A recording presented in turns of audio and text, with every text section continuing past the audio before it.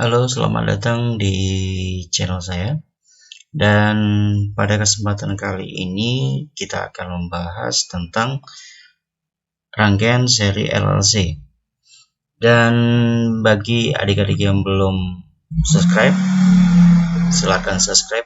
Dukung saya dengan cara subscribe agar saya lebih bersemangat membuat konten-konten fisika sehingga adik-adik bisa mempelajari fisika dengan sederhana dan mudah untuk dipahami.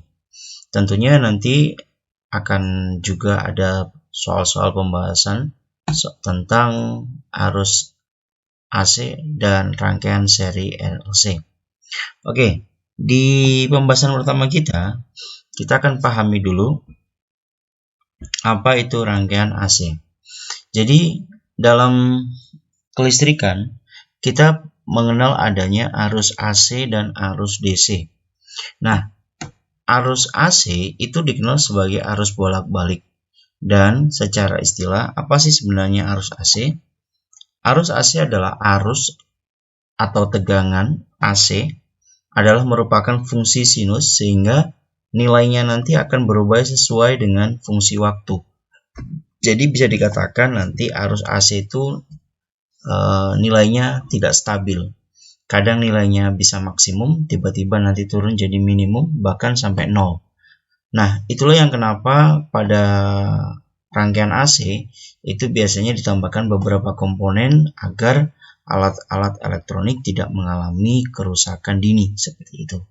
Nah, karena dia adalah fungsi sinus, maka bisa digambarkan fungsi sinus adalah seperti ini. Seperti gelombang transversal, seperti itu ya. Nah, karena dia fungsi sinus, maka besarnya arus itu merupakan fungsi waktu, merupakan persamaan seperti ini, bahwa I sama dengan I max dikalikan dengan sin omega T. Nah, di sini kita mengenal adanya I max dan juga mengenal adanya I efektif. Apa bedanya? Kalau I maksimum adalah arus maksimum yang dapat diperoleh pada suatu alat elektronik yang dihubungkan dengan arus PLN. Tetapi yang namanya arus efektif, yang nilainya adalah I max dibagi akar 2, ini adalah merupakan arus yang dipakai pada suatu alat elektronik. Jadi bisa dikatakan, misal arus maksimumnya itu adalah 10 ampere, maka belum tentu itu akan dipakai seluruhnya. Yang dipakai adalah hanya 5 misalkan. Artinya I efektifnya adalah sama dengan 5. Jadi dalam konteksnya I efektif itu bisa dikatakan sebagai arus yang tertera pada suatu alat elektronik. Jadi semisal adik-adik punya charger HP, di situ dikatakan chargernya adalah 2 ampere. Nah, maka 2 ampere itulah yang kita sebut sebagai I efektif, seperti itu. Bagaimana dengan fungsi tegangan? Fungsi tegangan sama dengan fungsi arus, tetap dia adalah fungsi sinus, sehingga diagramnya tetap sama seperti arus. Nah, kemudian fungsi persamaannya V adalah V max sin omega T, di mana nanti seperti yang saya jelaskan tadi bahwa V max adalah tegangan maksimum. Kemudian nanti pada elektronik disebutkan misalkan tegangannya 220, berarti itu adalah merupakan V efektifnya, di mana nanti kita bisa mencarinya dari V max dibagi akar 2, seperti itu. Nah, bagaimana jika arus AC ini dipasang pada sebuah rangkaian? Maka nanti rangkaian tersebut memerlukan beberapa komponen lain selain daripada hambatan. Maka nanti kita akan mengenal dengan istilah rangkaian seri RLC. Apa sebenarnya rangkaian seri RLC? Di sini bisa diperhatikan ya. Yang namanya rangkaian seri RLC itu adalah terdiri dari 1. Hambatan, 2. L. L itu adalah merupakan induktansi atau induktor atau kumparan. Kemudian yang ketiga adalah kapasitor. Nah, adik-adik sudah pernah dibahas tentang kapasitor di listrik statis di bab pertama kita di fisika semester 1. Di situ dikatakan bahwa kapasitor fungsinya adalah menstabilkan arus. Karena di kapasitor itu terjadi peristiwa yang kita sebut sebagai pengisian dan pengosongan. Sehingga arus AC atau arus bolak-balik akan menjadi stabil ketika masuk di rangkaian kapasitor. Nah, tetapi di sini kalau kita lihat, karena dia rangkaian seri, maka arus yang mengalir pada R, L, dan C itu pasti akan sama karena rangkaian seri. Nah, tetapi yang berbeda adalah tegangan. Sehingga nanti kalau kita mengukur tegangan di antara R, maka itu namanya VR. Nah, kemudian kalau kita mengukur tegangan yang ada di antara L, berarti itu nanti kita sebut VL, dan antara C itu namanya VC. Nah, yang jadi pertanyaan adalah, di sini ada 3 komponen yang berbeda. R ada satuannya ohm, induktor satuannya Henry, kapasitor satuannya farad.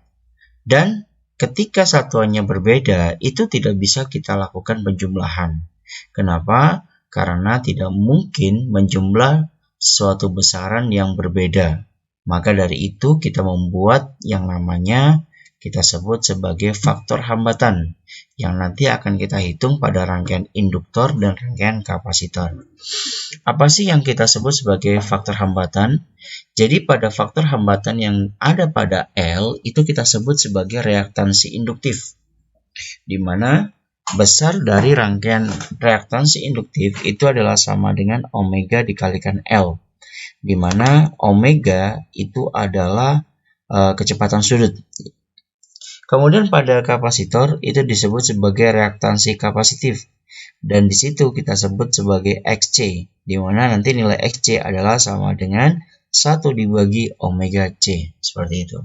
Nah, ketika kita mendetail, membedah lagi satu persatu rangkaian ini, maka kita akan mengenal suatu diagram yang kita sebut sebagai diagram fasor, seperti itu.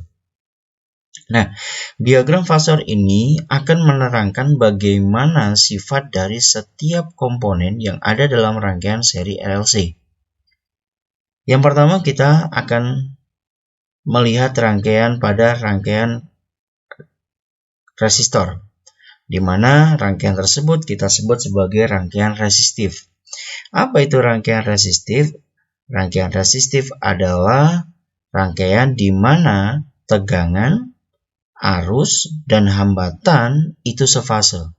Sefase artinya gimana? Artinya kalau kita bisa lihat di sini, sefase itu artinya antara tegangan dan hambatan dan arus itu berada pada satu garis lurus yang sama. Sehingga nanti beda fasenya adalah 0, seperti itu. Kemudian bagaimana dengan rangkaian induktif? Pada rangkaian induktif, ada hal yang menarik, sangat berbeda dengan rangkaian resistif. Di sini, pada rangkaian induktif, arusnya tetap.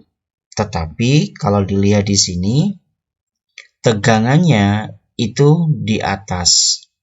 Kemudian, XL-nya, faktor hambatannya juga di atas. Artinya bisa kita simpulkan pada rangkaian induktif itu yang terjadi adalah tegangan mendahului arus. Bagaimana kok bisa tegangan itu mendahului arus?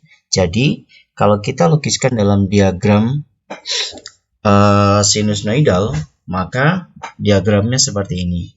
Jadi maksudnya V mendahului arus itu adalah ketika arusnya itu belum jalan. Jadi kan misalnya ini kan arusnya belum jalan.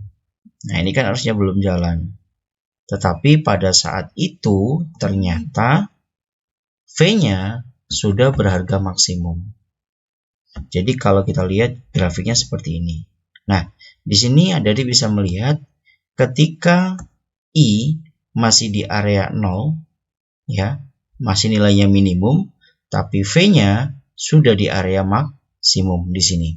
Nah, ini bisa dikatakan bahwa tegangan mendahului arus. Jadi sifat pada rangkaian induktif adalah selalu seperti itu, tegangan mendahului arus. Kemudian selanjutnya, bagaimana dengan sifat rangkaian kapasitif? Pada rangkaian kapasitif, tegangan dan faktor hambatan pada kapasitor itu berada pada sumbu Y negatif. Nah, dengan ini kita bisa simpulkan bahwa pada rangkaian kapasitif, sifat rangkaiannya adalah arus mendahului tegangan. Nah, jika arus mendahului tegangan, maka gambar dari rangkaian induktif ini bisa saja kita balik aja.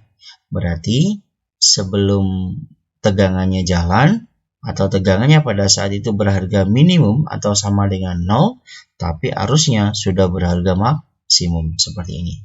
Jadi pada dasarnya setiap rangkaian itu mempunyai sifat-sifat tersendiri. Jadi adik-adik bisa diperhatikan kalau rangkaian resistor itu tidak ada beda fase, beda fasenya 0. Kalau pada rangkaian induktif, beda fasenya adalah 90 derajat, tetapi V mendahului I. Pada rangkaian kapasitif, beda fasenya adalah sama dengan 90 juga, tapi rangkaiannya bersifat I mendahului tegangan, arus mendahului tegangan. Nah, ketika ketiga rangkaian ini dipasang bersama-sama dalam rangkaian seri RLC, maka dari ketiganya ini satu, ya bisa dilihat 1, 2, 3. Ini kalau digabungkan maka diagram fasornya akan jadi seperti ini. Nah, VL XL di atas, VC XC di bawah, VR sama R di sumbu X.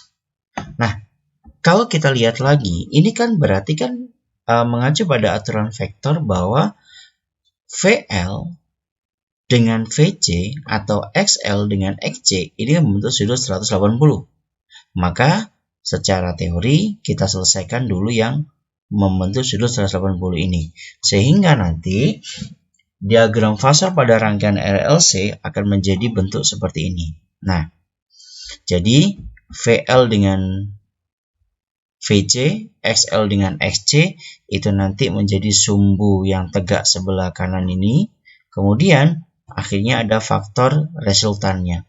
Dan resultannya nanti kita sebut sebagai Z seperti itu. Nah, di sini adalah nilainya sama dengan XL dikurangi XC, garis putus-putus ini. Atau bisa juga VL min VC. Sedangkan resultannya itu kita sebut sebagai Z. Apa itu Z? Z adalah merupakan impedansi. Jadi impedansi ini adalah nilai dari seluruh hambatan yang dihitung berdasarkan hambatan resistor, faktor hambatan pada induktor, dan faktor hambatan pada kapasitor. Dan semuanya digabung maka muncul yang kita sebut sebagai impedansi. Dan itu adalah karena faktor XL dikurangi XC. Bagaimana dengan faktor VL dikurangi VC? Kalau faktor yang hasil dari VL min VC itu adalah resultan juga yang kita sebut sebagai V atau tegangan total. Nah, berarti kalau kita lihat dari diagram fasor yang terakhir ini, berarti kan antara Z, kemudian XL min XC, kemudian R, ini kan membentuk sudut siku-siku. Sehingga teorema Pythagoras berlaku di sini. Jika teorema Pythagoras berlaku di sini, maka adik-adik hanya perlu memperhitungkan bahwa teorema Pythagoras pada SMP itu pernah diajarkan teorema adalah 3, 4, 4, 5. Dan 5. Dan satu lagi teorema Pythagoras yang sering muncul adalah 5, 12, sama 13. Dan ada di patokannya itu aja. Tetapi nggak selalu ya. Kadang ada nilai Z itu tidak mengikuti triple Pythagoras yang saya sebutkan tadi.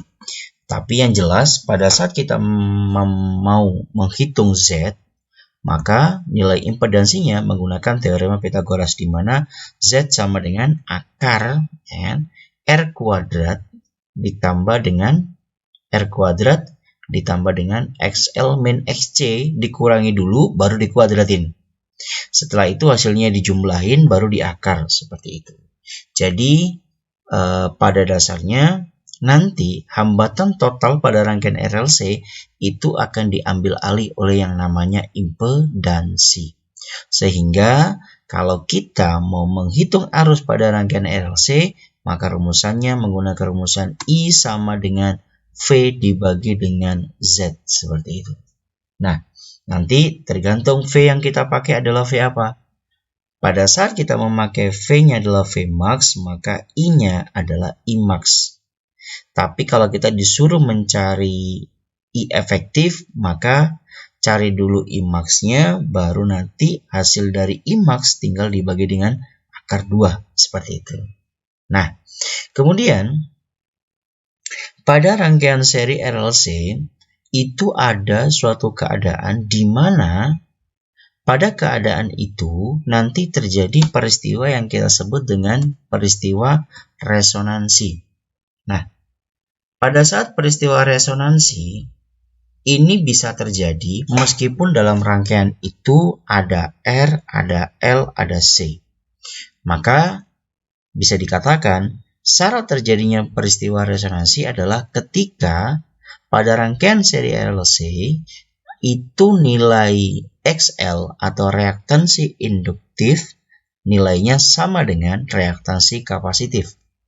Nah, kalau XL sama dengan XC, di mana XL itu nilainya adalah omega kalikan L, sedangkan XC adalah nilainya 1 dibagi omega C, kemudian omega sendiri mempunyai nilai 2πf. Maka dari substitusi ini, di substitusi yang kedua ini, ya kan? Kalau disubstitusi berarti W-nya pindah ke ruas kiri, ya kan? Maka jadi omega kuadrat, sedangkan L pindah ke ruas kanan bawah, seperti ini. Maka nanti bisa dituliskan dalam bentuk sama dengan W kuadrat sama dengan 1 dibagi L dikalikan C. Jadi W kuadrat sama dengan 1/LC. Nah, jika omega kuadrat nilainya adalah 2πf, maka nilai dari F saja, maka nilainya adalah sama dengan, bisa dituliskan frekuensi sama dengan 1 dibagi 2π dikalikan akar 1 dibagi dengan L kalikan C, seperti itu. Dan yang menarik adalah ketika kita mengetahui bahwa nilai XL akan sama dengan nilai XC, maka otomatis yang perlu diperhatikan adalah nilai Z ya itu nanti akan sama dengan nilai dari R itu sendiri. Kenapa? Karena tadi masih ingat ya, rumusan Z tadi apa? Z sama dengan akar R kuadrat ditambah XL min XC dikuadratin. Nah, bayangin XL min XC. Jika XL nilainya sama dengan XC, maka otomatis hasilnya adalah sama dengan 0. Maka akarnya di dalam hanyalah R kuadrat. Maka dari itu pada saat resonansi, nilai Z akan sama dengan nilai R, seperti itu. Nah, kemudian di pembahasan rangkaian arus bolak-balik, ada satu pembahasan yang perlu kita bahas, yaitu tentang yang kita sebut sebagai daya. Nah, pada rangkaian RLC, daya yang terjadi pada sebuah rangkaian itu kembali lagi, di mana daya itu berdasarkan arus yang mengalir. Maka kita kembali ke rumusan daya, di mana P itu adalah sama dengan I kuadrat dikalikan dengan R, seperti itu. Jika P adalah I kuadrat dikalikan R, kemudian kita balik lagi ke diagram fasor tentang hambatan, maka kita akan memperoleh Z adalah resultan, sedangkan R adalah di sumbu X. Maka sudut yang diapit antara Z dan R adalah theta. Dan kalau dilihat, pada saat kita melihat gambar ini, maka ini kan sudutnya di sebelah sini ya, adik-adik. Jadi kalau sudutnya di sebelah sini, maka ini adalah sisi yang depan, benar ya? Dan ini adalah sisi yang samping. Sehingga kita cenderung menggunakan rumusan cosinus, di mana nanti cos itu adalah samping dibagi miring. Maka dari itu nilainya bisa dirumuskan bahwa nilai P itu sama dengan R-nya kita ganti menjadi Z dikalikan dengan cos theta, seperti itu. Di mana nanti cos theta itu disebut sebagai faktor daya. Jadi dari pembahasan yang saya sampaikan tadi, semoga adik-adik paham tentang bagaimana rangkaian RLC dan bagaimana rumusan-rumusan itu terbentuk pada rangkaian seri RLC dan bagaimana sifat dari setiap rangkaian yang ada pada rangkaian seri RLC. Oke, saya rasa cukup untuk pembahasan rangkaian seri RLC. Semoga adik-adik paham dan semoga adik-adik bisa memahami fisika dengan mudah setelah melihat video saya ini. Terima kasih dan jangan lupa subscribe. Sampai ketemu lagi di pembahasan berikutnya pada soal-soal rangkaian arus bolak-balik atau rangkaian seri RLC. Terima kasih. Sampai jumpa lagi. Assalamualaikum warahmatullahi wabarakatuh.